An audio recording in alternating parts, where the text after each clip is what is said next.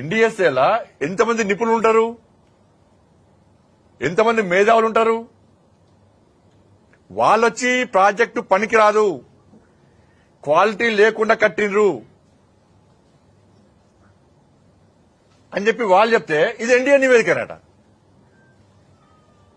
అంటే కేసీఆర్ కూడా పోటుగాడు, మరి చదివి చెప్తారండి. మళ్ళీ ఇప్పుడు సరే నేను ఇంజనీర్ను, నాకంటే ఎక్కువ తెలుసా అని ఆ రోజు అన్నావు కేసీఆర్. ఇవాళ మరి ఇలా క్యాబినెట్ ఎందుకంటున్నావు, సబ్ కమిటీ ఎందుకంటున్నావు? మరి ఇది రేవంత్ రెడ్డి సర్కార్ ఇవాళ క్యాబినెట్ కమిటీ నివేదికను ప్రజలకు చెప్పొచ్చు కదా, సీక్రెట్ విషయం కావచ్చు. కానీ ప్రజలు ఇంత చర్చ జరుగుతున్నప్పుడు క్యాబినెట్ లో నిర్ణయం జరగలేదు, సబ్ కమిటీ సంబంధం లేదు, అసలు క్యాబినెట్ లో ఎప్పుడు పెట్టిర్రు, సబ్ కమిటీ ఎప్పుడు నివేదిక ఇచ్చింది, ఈ ప్రాజెక్ట్ ఎప్పుడు తయారు చేశారు? సబ్ కమిటీ నివేదిక రాదా? క్యాబినెట్ లో తీర్మానం కంటే ముందే ప్రాజెక్టు కట్టు స్టార్ట్ చేస్తారా?